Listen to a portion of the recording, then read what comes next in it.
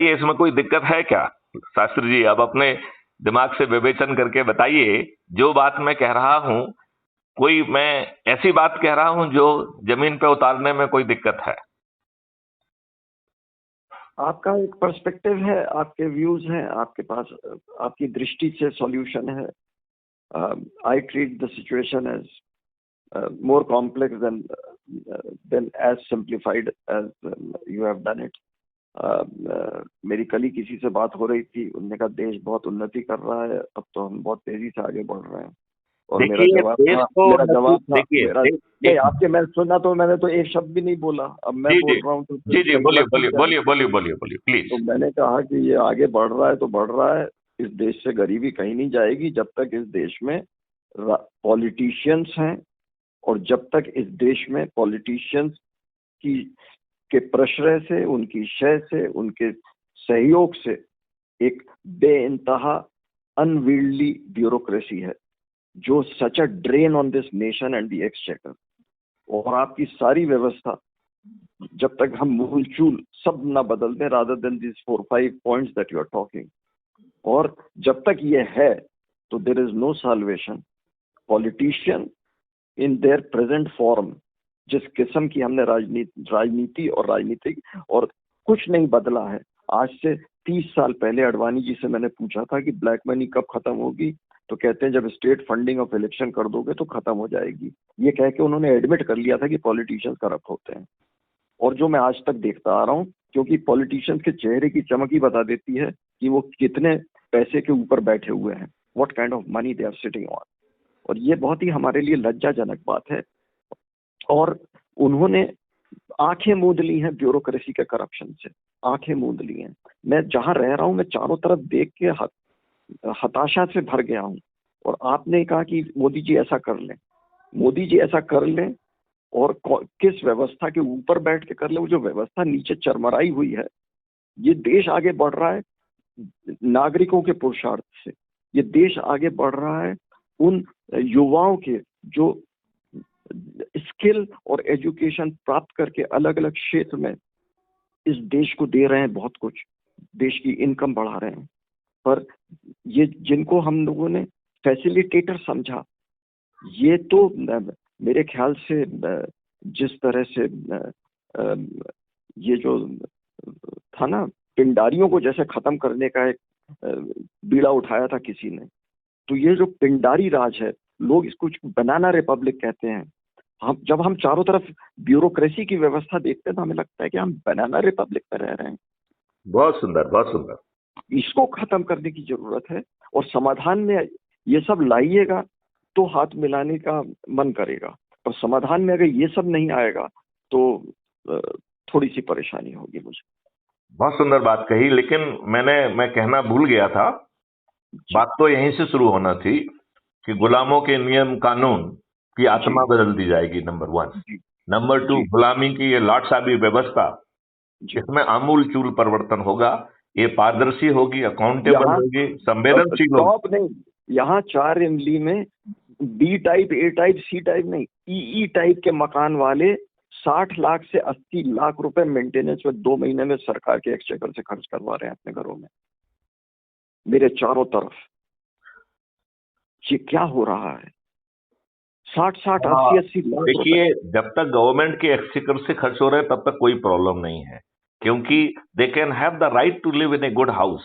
तो यदि वो अच्छे घर में रहेंगे तो उनका जो है वो अच्छी सोच हो सकती है, क्योंकि हीन भावना से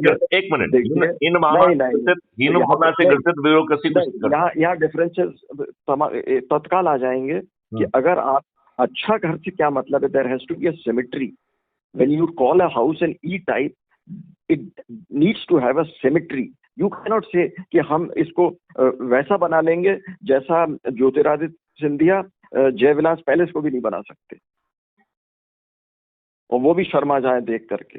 यदि आप जो बात ये कह रहे हो, यदि मैं यही सुविधा और यही स्टैंडर्ड उस परिवार को दे दें जिसे आज खाने के लिए नहीं है, जिसके पास ना शिक्षा है ना ऑनर है, मैं तो उन्हें भी ये दे दूंगा।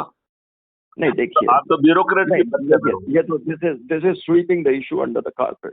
No, I am not sweeping, I am you have said कि अच्छा मकान में तो रहने का हक है, तो मैं कह रहा हूँ भारत के हर नागरिक का उसमें रहने का हक होगा और ये हक मैं दूंगा उन्हें। जब हम इमीडिएट प्रॉब्लम की बात करें तो आप सब्ज बाग दिखाएं। देखिए पॉलिटिकल, आपका पॉलिटिकल स्टेटमेंट है, मेरा realistic. It is not a political statement. देखो, लेट मी टेल यू, आपने बहुत अच्छे मुद्दा उठाया। मेरा ये कहना है कि वो भ्रष्टाचार का पैसा लगा के यदि ऐसा कर रहा है तो गलत है, लेकिन यदि शासन के नियमों के अनुसार शासकीय कौन सा नियम अलाउ करता है जमीनों का एनक्रोचमेंट? इस मुद्दे पे मुझे पूरी बात तो रख लेने दीजिए। नहीं, अगर नियम के अंदर बात होती तो मैं तो विषय को उठाते ही नहीं। तो अगर नियम के विरुद्ध है तो अपराध है, इन्हें करप्शन में अपराध तो होते देख रहा हूँ ना मैं चारों तरफ। नहीं तो अपराध शासकीय प्रक्रिया के तहत हो कैसे रहा है? नहीं तो हो तो रहा है, वही तो हो रहा है ना। तो इसकी रिपोर्ट की जाए लोकायुक्त को। आपने तो सिस्टम इतना जकड़ के रख रखा है कि ये कहा जाता है ना कि वकील से और पुलिस से मत छुओ। मैं आपको यदि ये कहूं कि आपकी जितनी भी समस्या, मैंने कहा कि हम बनाना रिपब्लिक में रह रहे हैं। एक मिनट, मैं यदि आपसे ये कह रहा हूं, आप जैसी ब्यूरोक्रेसी चाहते हैं, यदि मैं आपको ये हक दूं कि उसको लिस्ट करो और मैं आपको वैसी ब्यूरोक्रेसी दूंगा, ये मेरा कमिटमेंट है। अब तो आप खुश हैं? हाँ, तो पार्ट ऑफ द एजेंडा कि हमने अपनी ब्यूरोक्रेसी नंबर 2 तो यही है ना कि आज की लाटसाबी व्यवस्था में आमूल चूल परिवर्तन कर दिया जाएगा। वो पारदर्शी होगी, अकाउंटेबल होगी, संवेदनशील होगी, सही समय पर सही निर्णय लेने के लिए बाध्य होगी। नहीं तो उसे लाखों में कंपनसेशन अपनी जेब से देना होगा जो उसकी देने की औकात के बाहर होगा, और वो आम आदमी को कंपनसेशन मिलेगा। ऐसा नियम में, कानून में प्रावधान किया जाएगा। अच्छा, आपने एक दूसरी लालकृष्ण आडवाणी जी वाली बात कही है। लालकृष्ण आडवाणी जी, आपने कहा कि साहब जब तक स्टेट चेकर से फाइनेंस होंगे, यदि मैं आपको खर्च विहीन चुनाव व्यवस्था दे दूं तो, और जो थोड़ा बहुत खर्च होगा वो इलेक्शन कमीशन का होगा, आम पॉलिटिशियंस खर्चा करना उसके लिए अपराध होगा। Who will amend the constitution? माननीय नरेंद्र मोदी। यदि वो नहीं मानेंगे तो मैथिली शरण गुप्त अपने 543 साथियों के साथ ऐसा कर लेंगे, और उसके लिए आपको एक बहुत छोटा सा उपाय करना होगा, बहुत छोटा सा उपाय, 10-10 लोगों को जोड़ने का 9 दिन का उपाय। मैं सोच बदलना चाहता हूं, ना आपकी प्रवृत्ति बदलना चाहता हूं, ना आपके कौन से दल से आप जुड़े हैं, ना ये जोड़ना चाहता हूं। क्या आप कर रहे हैं इससे मुझे कोई लेना देना नहीं, सिर्फ जुड़ जाइए। और ये लोग जब 100 करोड़ हो जाएंगे तो छत पे चढ़ के माननीय नरेंद्र मोदी जी से निवेदन करेंगे, क्योंकि वो बैठे हुए हैं, और यदि वो डर के कारण, व्यवस्था के कारण ऐसा कर देते हैं तो हम उन्हें 543 सीट दिला देंगे, कोई दिक्कत नहीं है। अब दूसरा सवाल उठता है कि वो ऐसा क्यों करें। वो तो कहते हैं कि मैंने 5,000 करोड़ से ज्यादा की जो है ना पार्टी बनाई हुई है, मैंने तो हजारों दल खड़े किए हुए हैं, मैं तो 20 साल गुजरात का मुख्यमंत्री रहा हूं, 10 साल भारत का प्रधानमंत्री रहूंगा, और आने वाले समय तक जब तक मैं जिंदा हूं तब तक मैं बना रहूंगा। तो एक छोटे से घटिया से एक रिटायर्ड डीजी मैथिली शरण गुप्त की बात क्यों सुनूं? ये उनके जेहन में प्रश्न आ सकता है, ऐसा कुछ सवाब आ सकता है।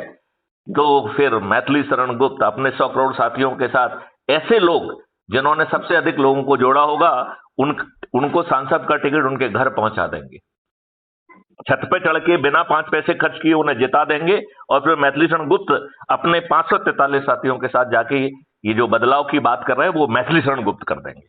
तो पहला मौका मैं माननीय नरेंद्र मोदी जी को देना चाहता हूं। यदि वो किसी कारण से इसे खोते हैं तो फिर दूसरा मौका किसी दूसरे को नहीं दूंगा, फिर मैथिली शरण गुप्त खुद ही करेंगे। अब इस बारे में क्या कहना है आपका? आपको मैथिली शरण गुप्त में कुछ विश्वास है या नहीं है?